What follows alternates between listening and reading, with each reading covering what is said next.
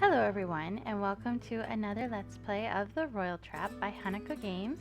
My name is Anna Mardal, and today we're going to continue the Oscar walkthrough. We are about to do Chapter 6, and just as a reminder, we've already been through the Gaston walkthrough, and now we're going through Oscar, but most of what we see today, I believe, is new material at this point. So let's get started. And when we last left off, Oscar had started to woo Princess Cassidy. Princess Cassidy had arranged for us to be released from the dungeon and brought to a public meeting place in the Great Hall, and she kind of pardoned us and gave us a title of honorable, and now we're free. And so we're, Chapter 6, The Fallout, we're going to have to deal with the consequences of everything we've done up to this point, some of which is a little rash, perhaps. Our rooms, Oscar's and mine, and yet they are not. I'm sure they have not appreciably changed since I have been away, but the feel of them is different to my eyes. Just another set of guest quarters within the palace of Guelinor, like others I have seen. Not a sanctuary, not anything that belongs to us. The courtesy is an illusion which can be wrenched away at any time. We did it! You're free, and the truth is out, and everything is going to be better now. He pauses, searching my face for a reaction. Aren't you happy? So our options are to hug him or scold him. We're going for the good ending, so we will hug him. Without a word, I bury my face against Oscar's shoulder. Moments later, I feel his arms wrap around me. He's grown so tall. Why am I trembling? Shh, you're all right now. No, I am not all right. But just for this moment, it is nice to lean on Oscar and believe. This cannot continue. I pull away, brushing my hair back with my hands, and take a deep breath. We're both tired. So many unexpected things have happened. We need time to take it all in. And after all that time in the dungeons, I really need a bath. Well, I wasn't going to say anything, but... Right, I think I'd better go. Alone in the quietude of the bathing room, I submerge myself in the water. Beneath the surface, all that surrounds me is warm and soft and silent, but I can't stay down here forever.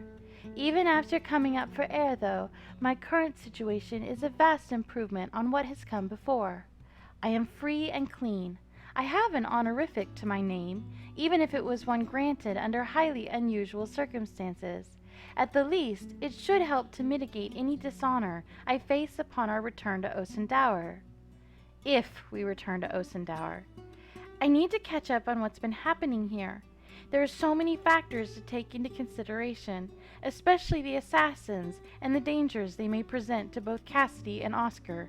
I need to build a connection to the royal investigations and find out what they uncover.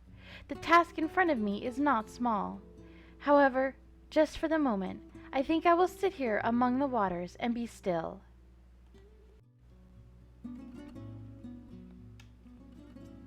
Feeling better? Yes, thank you. Someone came by while you were busy. I didn't catch his name. Tall fellow, works for Prince Nizagi. Nizagi's valet? I don't remember him clearly. I think we only met that first night at dinner. He was quite boisterous and a heavy drinker. Those two details may not be entirely unrelated. What did he want? Nothing much, really. He wanted to ask if his master could come and speak with me. I don't know why Nizagi didn't just come here himself. I suppose he prefers to be more formal. Or he wanted to check that you were actually here before bothering to show up at your door. Why wouldn't I be here? You have been sneaking out of here lately. But he couldn't possibly know that, could he? I don't think the guards know that you've been coming and going, or they would have caused you more trouble. But I can't be sure. I haven't been here. That's true. Maybe you shouldn't be here now, either. What do you mean? The message came to me while you weren't anywhere to be seen. They may not even know you're here. This is a conference between men, between princes. There's no need for you to be involved. But if you were waiting somewhere out of sight, then I might observe something unexpected. It's not exactly a complicated stratagem. It is, however, more devious than Oscar's usual choice of action on his own. After all, while there's no reason for me to be involved, there's no reason for me to spy on them either. It's an easy beginning to working my way back into the web of intrigue in this palace. Fine, I'll do it. These are our quarters. It's easy enough to arrange a comfortable place to sit and watch the proceedings. Some time later, a gentle knock signals Prince Nazagi's request for admittance. Ah, Prince Oscar, a very good evening to you. And is your charming assistant in attendance? She's busy. Such a pity. Why is Nazagi taking an interest in me? I've never even spoken to the man. I wonder if this scene would be different if we had gone to Nazagi's apartment first, back in the, chapter 1 or chapter 2, whenever it was. Of course, you must have a great deal for her to do, now that she is no longer indisposed. I know I would find it most inconvenient if my own valet were out of commission at such a time. What is he getting at? Nazagi is a hard man to read. His sinister reputation shades every word he speaks. A shame about these events spoiling Princess Cassidy's anniversary, don't you think? They're not spoiled yet. Perhaps not. After all, a clever man can find opportunities where others see only disaster. Watching Nazagi talk to Oscar is like watching a spider crawl over a child's face. I'm not sure what he's up to. I'm pretty sure it's nothing good. But if I jump in, someone's sure to get bitten. There are always opportunities. Oscar has no idea what Nazagi is getting at, so he's leading him along with empty statements, hoping to draw him out. Indeed. Unfortunately, it sounds like Nazagi may be doing the same thing. Hold fast, Oscar. Of course, even with the aid of such a charming valet, a clever man doubtless has many tasks at hand. The crowds will be thinner now that so many have seen fit to leave the palace. Particularly in such confusing times, a man needs all the allies he can find, wouldn't you say? Perhaps. Should you have need of further support, please feel free to call upon me. He's offering his services to Oscar as a subordinate? If I had need of you. As it happens, I do not. The matter is well in hand. Your interest is noted. Perhaps we will speak again. I look forward to it. My best wishes in all your endeavors. Thank you. With smooth strides, Prince Nazagi exits the room, never turning his back on Oscar. I wait a few moments before coming out of hiding, just in case Nazagi returns. Suddenly, Oscar bursts into laughter. Did you see his face? What a backlicker! He did seem rather unctuous. If you rubbed him on the ground, he'd smear. He obviously thinks I've got a close connection to the princess here, and he's begging for scraps. Or he's fishing for information. Either way, he's right. I know things he doesn't, and Cassidy likes me better than him. If I jumped at the chance to have his help, he'd think I was weak and that he was wrong about me. Instead, he'll be sure that I'm his best route to impressing Cassidy. Chasing him off improves his respect for my power, right? Possibly, but I don't know. Only one prince can win Cassidy's hand, so how could you work together? You're natural rivals. Showing how well he can get along with his rivals makes him look more approachable. I suppose. I feel that there was a purpose to Nazagi's visit, which we haven't entirely spotted. What was he saying about people leaving the palace? Oh, I heard that while you were in the, earlier. Because of the fuss about the kidnapping and the assassin, a lot of guests are packing to go home. They're afraid the palace isn't safe. It's silly. No one's threatened them. But if all of Gwelenor's forces can't keep their most precious princess safe, then how can anyone else feel protected? That's the problem with making those dangers public. The herd feels threatened, so they stampede for safety.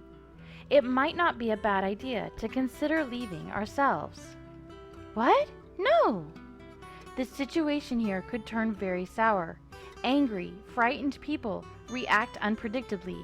If someone decides that you or I are to blame for all this, they'd be more likely to think that if we ran off, we'd look guilty. True. I'm not running away with my tail between my legs. We've done nothing wrong. And I won't abandon Cassidy while she is in danger. She's my friend. Right. Friend. So, how's the romance going? Well, things have been a bit distracted. We had more important issues to deal with. Instead of wooing her, he was rescuing me. I am not more important. I was safe where I was. Cassidy is not the sort of woman who can ignore an injustice for her own entertainment. Making her think that I'm shallow and selfish would not impress her. You're right. I do like hearing you say that. Well, you'd hear it more if you... What is it? Nothing. It feels wrong, somehow, to tease him now. I suppose you'll have to get back to the romance tomorrow, then. Fresh start. I suppose so. There is something I could use your advice on. What's that? Should I tell her the truth? What truth? That I'm not in love with her. I don't think anyone expects you to be madly in love. You've only known each other for a few days. Courtship is for both of you to learn about each other, to develop those feelings. That's not what I meant. I'm asking, should I tell her about you? Oh. So our options are definitely not, or I can't make that choice. So we're going to say I can't make that choice. I can't answer that. Why not? I just can't. The mood is disrupted by a sharp rap on the door. Is that Nasagi again? Before I can intervene, he reaches for the handle. You. Good evening, Your Grace. Be on your guard, both of you. Sleep lightly this night. What's going on? Do you know something about what's happening? Do you? Oscar opens his mouth to answer, and my elbow bumps hard into his. As I thought. This is far from over. With that, he leaves. I can't tell if that was a warning or a threat. There's something up with him, isn't there? Caleb and that Dolores girl both thought so. Maybe. We should speak to Cassidy tomorrow and hear what she thinks of her ducal cousin. Not tonight? Too unsettled. Too many people moving around if the guests are leaving. Not all of them are. No. Tomorrow the board will be more clear. And by tomorrow, the first investigation results should be available. Tonight, at least, I will have a comfortable bed, if not quite the freedom to enjoy it. All around us are suggestions of danger. Suggestions, not certainty. Those who are most affected are also those who understand the least of what has been happening. The fleeing guests, Prince Nazagi, even Duke Farad, what do they know? The princess was kidnapped by her brother due to a mistake, not some foreign plot or internal power struggle. Yes, there was an assassination attempt, but not a well-planned one. Had there been more than one attacker, or even a single one with a ranged weapon, events would have played out very differently. If neither Caleb nor Dolores were in collusion with the assassins, then it would not have been possible for them to plan to meet us on the road. That means we are not seeing the orchestrations of a supremely powerful mastermind, but rather chance and mischance bouncing off of each other. And now, another unexpected change of course, Cassidy tearing off the veil of secrecy. There most certainly are forces working against us, but they cannot possibly have anticipated this outcome. They will need time to regroup. I don't anticipate an attack in the night, but I doubt I'll sleep soundly either. The next morning, as we are dressing for the day, I sense something familiar. A faint pattern of sound at the edge of my hearing, a disruption in the depths of the palace. It's just like that night when Princess Cassidy went missing from the ball. Has something happened? The languid knocking on the door is rather anticlimactic. Best to be cautious. I wave Oscar out of the way and ease open the door to look outside. Dolores? Oui, I'm not happy to see you either. With the door open, the distant hubbub is more apparent, but I can't see anyone from here. What do you want? Not to be in this hallway. Let me in, or I'll go back and say you wouldn't answer. Fine. She slides past me and into our rooms. Now that she is nominally an ally, Oscar makes an attempt to smile at the former page. However, his charms appear to go unnoticed. What's the news? Nothing left but the feathers. Seems the palace guard didn't take too kindly to hearing word of a worm in their barrel. They're rebelling? Wouldn't I wish? No, they turned on their own. Nobody loves a traitor. And nobody wants to be seen looking disloyal, not after last night. What happened last night? Guards have been asking questions. Found a girl who was in bed with the dead guy, so to speak. A stupid girl. She told them they were wrong and her soldier was a hero. So they killed her. What? Regular lynching, I heard. That's horrible. Horrible to you. Your neck's not on the line. Every loose-tongued boot boy is telling tales on their rivals to prove how loyal they are. Maids are locking themselves in their rooms or running home to their mothers. And all the princess parties are canceled. The anniversary celebration is on hold? That's what I said. For today, at least. They're saying things will calm down, but I wouldn't bet on it. This is awful. He's feeling guilty, but whatever his choices, he had no way to predict that the guards would turn murderous. Why exactly are you here now? Oh, right. The surly prince sent me. He and the little princess want your company. With all the storms about, he wouldn't leave her long enough to call on you, so I'm your escort.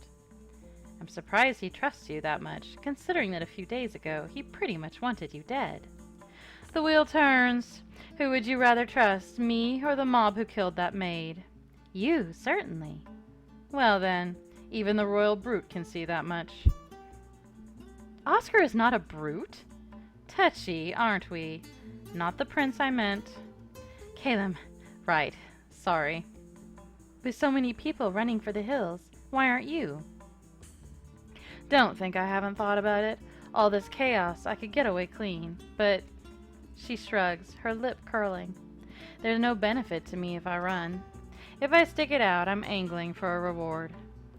That debt of honor King Prydrick said you were owed? Don't know, don't care. Most likely he's got the wrong girl. One orphan's as good as another, right? I'm only here long enough to talk my way into a going-away present. Her motives are entirely mercenary and self-centered, but, all things considered, she is more reliable than an arbitrarily selected guardsman might be. We are grateful for your aid and guidance.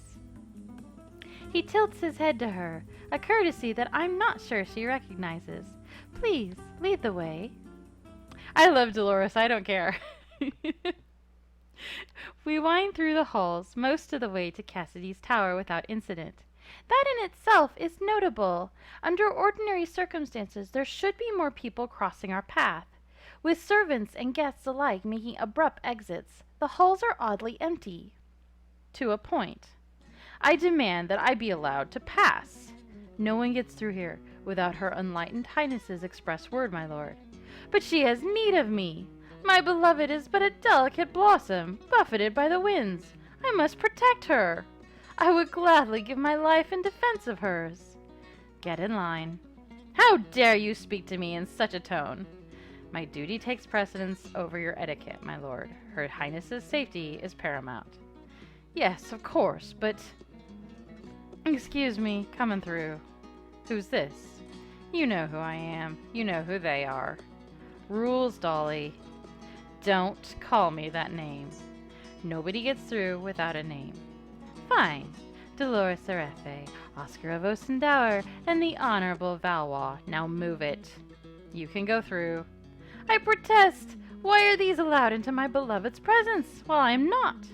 They're on the list. Prince Gaston fluffs himself up to begin another impassioned monologue, but we are allowed to bypass the theatrics. My first impression of Princess Cassidy's private quarters is that they resemble a rose under a glass. Here she sleeps in her curtained bed upon a pedestal, wrapped in comforting waves of pink, at least until she suffocates beneath them. Still, tastes differ. Simply because I would not like to live in such a room does not necessarily mean that Cassidy feels trapped here. Oscar! And Madeline, how nice to see you. And me. I already said hello to you this morning. If I have to greet you every time you walk through a door, I'd waste half my day on hello. Oh. Oddly enough, it seems that the two of them are more or less getting along. Princess Cassidy is indeed a very forgiving soul. No trouble in the night? For us? No. Did something happen here? Not that we know of. Caleb is worried that my guards may not be perfectly trustworthy. He suggested we should all stick together. Do you have enough guards to go around? Dolores said many of the staff were leaving the palace. Not the guards, though. At least, mostly not. It was a guard who attacked us earlier. No man can be trusted simply because he wears a uniform. Current rotations trust that those who have had previous opportunity to strike and not done so may be loyal. That may not be enough. Even a so-called loyal man can be bought until we know our enemies. There may not be any more enemies. It's turning against ourselves now that's causing damage. How is the investigation progressing? Cassidy sighs. You heard about the maid, Raquel? I heard she was murdered. That's too strong a word. Not for her family! What had she done? Nothing!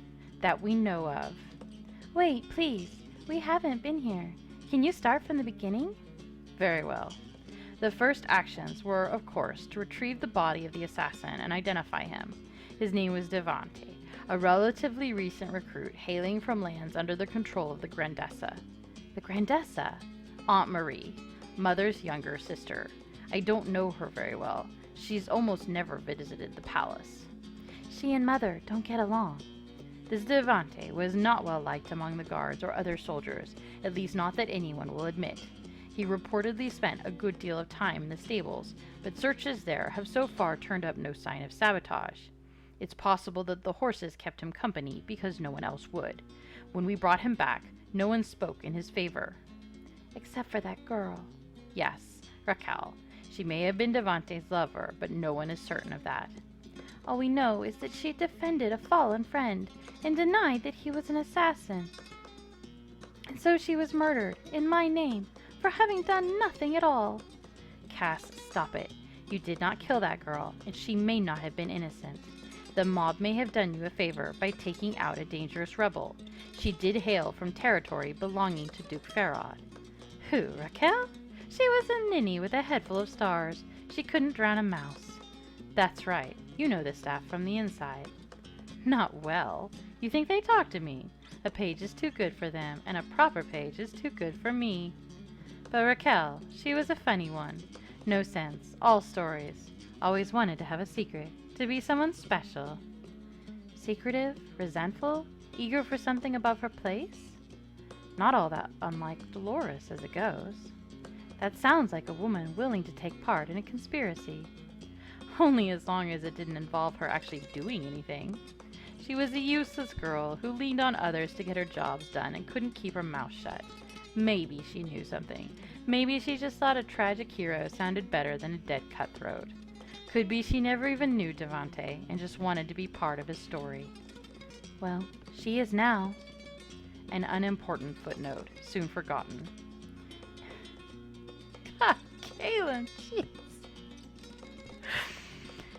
He's so cold. It is the forces behind her, behind Devante, that are of interest. And the only leads we have so far point back to the Grandessa Marie and Duke Farod. Duke Farod married Sophia, the Grandessa's daughter. Now that they have a child, she, Riel, is my heir until I have a daughter of my own. Which gives Farod the strongest possible motive. Through Riel, he could become regent. Also, they hate everyone. Conversation is disrupted as eyes turn to Dolores. What? It's no secret. Even their people don't make any friends here. Hard folk, all of them. I remember seeing some of his entourage at dinner my first night. They stood out like flies in a milk glass. Their clothing, their manners, everything was too rough. Hired muscle, it could be. That might suggest he was expecting trouble and brought his own thugs. I spoke to him briefly when I was searching for Cassidy. He seemed a bit on edge and too well armed. He said he was preparing himself against any threat to his family. But his family is not here. The baby was too small to travel. Unless he considers your existence a threat to his family's power. What else do you know about Farad? Does he have support? Other noble relatives? No, I believe he was a clerk before his marriage. Mother said that Sophia had many suitors, but Aunt Marie drove them all away. She wanted her daughter to remain unmarried, to stay in the line of inheritance. Because of Caspian, she thought there was a chance that I might not survive. That's an awful way to think about her own family. And a very long-standing quarrel. Is there more to the separation between Paloma and Marie? Mother says that Marie doesn't appreciate the responsibility that comes with wisdom. She said a king must always consider the welfare of his people and guide them by his actions. It's not enough to avoid being cruel. You must actively work for the greater good, or else the weak will suffer. Pretty words, but they do little to explain the division. Well, it's not very kind, but Mother suggested that her sister is more interested in herself than her people. She doesn't care to be involved in the details of agriculture, or commerce, or justice. So she and her husband stay in their estate and allow their lands to fall into neglect. So she's not very popular with the common folk of Guelenor. Oh no, she is. You see, when they turn requests away, they tell the seekers that they have the freedom to decide things themselves, so they think that they are better off. Also, she takes less of their coin in tax than the other nobles. What? No, she doesn't. She sets different taxes, that's all. It comes to the same in the end. Can't tell you that. Just what I've heard in the halls. Well, it's not true. That's exactly what Mother was criticizing. Marie takes in the same funds as any other lord, but doesn't use it as she should. Any hearth you hold, you must invest in it, or what's the point of having rulers at all? That's why you will be a wonderful wisdom. So, I mean, okay. I'm willing to take on faith, time out, pause. I'm willing to take on faith that the Grandessa is evil, but, I mean, turning seekers away and letting them decide things among themselves is not necessarily the worst thing ever. I'm a little tickled by this conversation extolling the wonders of monarchy as perceived by the people most invested in the monarchy not going away. So Marie promises her people more freedom and prosperity, even though her promises are hollow. That's a dangerous combination for fomenting rebellion. She may have her own supporters. Those must be the Maronites that King Friedrich was talking about. But Aunt Marie can't be responsible for the attack. Family does not always employ loyalty. There's nothing for her to gain anymore. She gave up. Sophia's married now. Even if I did die, the power would not pass to Aunt Marie. She controls Sophia's choice of husbands. Who's to say she isn't controlling Farad? Or Duke Farad could be acting on his own. They may have motive, but is there any evidence? Nothing is yet. I wasn't making it up earlier, what I said. Him and his folks have been keeping the maids out of their rooms. That's suspicious. You also said you knew what Farad and Sophia were plotting. I did? At the river. Oh, well, that part I made up. Thought you'd be interested, that's all. Then, if you have nothing to contribute, perhaps you should remain silent. Whatever. No, we do appreciate having you here. You have seen a different side to the palace than we have. Actually, I haven't seen much at all, other than books and the view out my window. not until recently. I'm not very good at this, am I? My first attempt to push my own will in politics has turned into a disaster. No, it hasn't. Things are just confused right now. That happens. When I was a little boy, I used to get into so much trouble I would think my parents would never forgive me. But then a few days later, the storms blow past and everything is all right again. Tomorrow your guests will approach on bended knee and beg to be allowed back into the palace. The musicians will strike a new tune and the play will go on. Do you really think so? It's hard enough to imagine one of your guards wanting to harm a sweet and generous princess like you. More than one would be beyond belief. You are too kind. Faced with such a display of sugar, Caleb and Dolores roll their eyes almost as one. I wonder if my own face looks as sour. Whatever the morrow may bring, for now we must deal with today. For the protection of the princess, we should all remain together and on guard until tomorrow, then regroup. Until tomorrow? You mean spend the night in Cassidy's quarters? That's a bit scandalous. There is plenty of space if we find more cushions, and none of us are alone, so we are chaperoned. It will be just like an adventure, camping in the wild.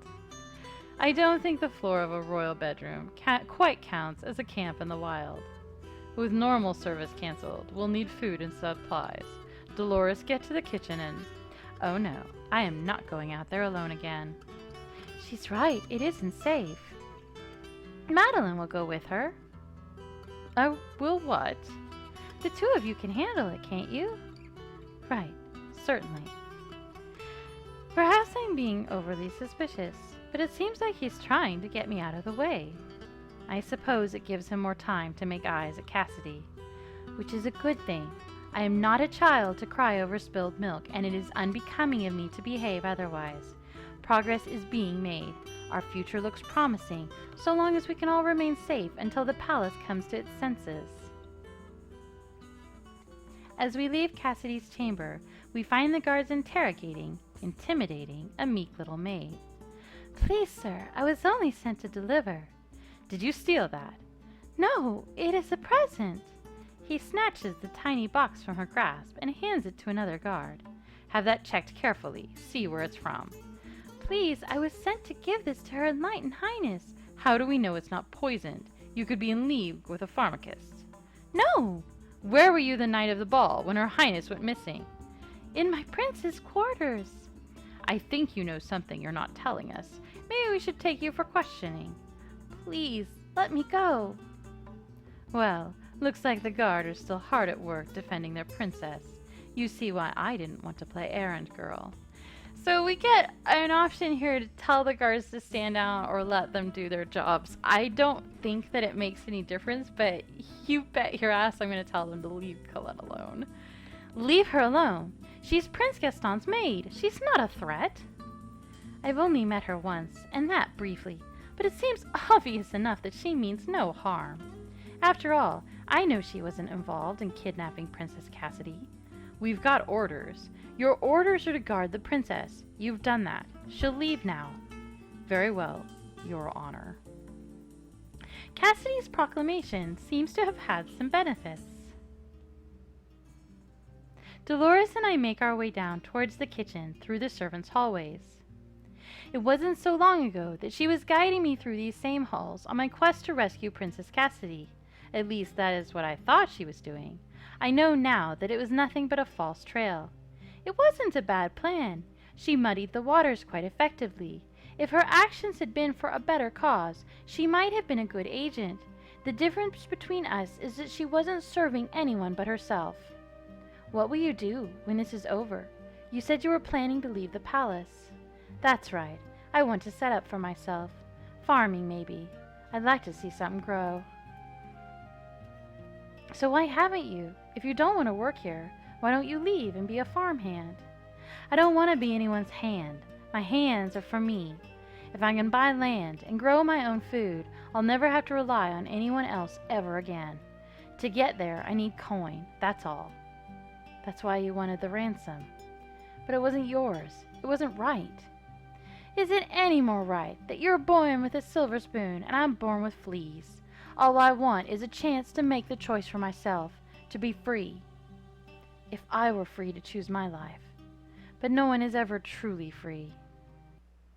As we reach the servants' entrance to the kitchens, the door is suddenly opened from the other side. A woman steps out so hastily that she nearly collides with Dolores. "I didn't see anything!" She hurries away. "What was that?" "Afraid of thumbscrews, or thinks we are. Better get in before someone picks the shelves bare." "She was stealing food?" "As much as we are." "We're not stealing anything. We're taking it to the princess. The kitchens are supposed to feed her." "And the servants are supposed to be fed as well, so what's the difference? If you're going to make a run for it, you may as well take your share. Come on, I want to get out of here too." Are things really getting that bad? We return to Princess Cassidy's rooms, arms laden with bottles and paper packages of food. It doesn't look like there's been any trouble in our absence. The three young royals are seated around a table, engrossed in a game of cards. I can't tell who's winning. Caleb's face is smooth and composed, revealing nothing. Oscar and Cassidy, on the other hand, shoot challenging looks at each other every time they lay down a pair. The princess draws another card and laughs, her eyelids fluttering with delight. Oscar smiles at her expression, his cheeks glowing. I could ask for a seat in the game, but it looks like they have all the participants that they need. It doesn't matter. My role here is to serve and protect. I can do that just as well at a distance. We are all together and safe. We have supplies, entertainment, and guards. Despite the disruption, we will be fine. Tomorrow, everything will be different. And that was chapter 6. So I'm going to cut that here and let me save. I'm going to cut that here and we'll pick up in another episode. And if I can get back to the main menu. Chapter 7 is the last chapter, so in the next video we'll have the resolution to Oscar's plotline. Once again, this was The Royal Trap by Hanako Games, and thank you so much for watching all the way to the end. Bye-bye.